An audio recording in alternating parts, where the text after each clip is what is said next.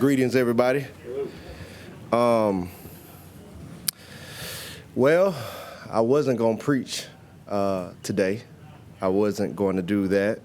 But if I didn't, then I would not be being obedient. I told the Lord before today, if I went back to the podium, that I would make sure that I praised him the proper way. The last time I was up here, God did an extraordinary work through me. It exceeded past myself and into and around the country. And with that, I owe proper praises to God. It had nothing to do, very little to do with me and everything to do with him, so I have to be obedient. So first, I will update everybody on my daughter. She had a phenomenal week. She's doing great, a full bill of health. She's doing phenomenal. As I said before, that knock at the door was answered. And God came in and did a wonderful work in my family.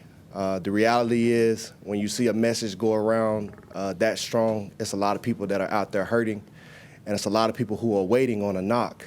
And I want to continue to reiterate, your knock may not come right away, but to be patient and to wait on the Lord, and he will do what he said he'll do. Another thing was, there was an overwhelming amount of support just from fellow believers and Christians around the country. I want to thank them for that. And I think the phrase that is used oftentimes is, man, that's awesome what you're doing with that platform that you have. But at the end of the day, that's what we are to be doing as Christians. That's what we are to be doing as believers, is sharing the gospel, preach the gospel. The word says, for I am unashamed of the gospel, for it is the power of God to bring salvation to all who believe.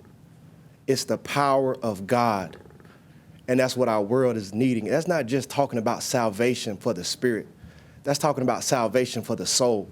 People who are hurting, people who are going through present day situations who need healing and need God in their life. And only the power of God can save them.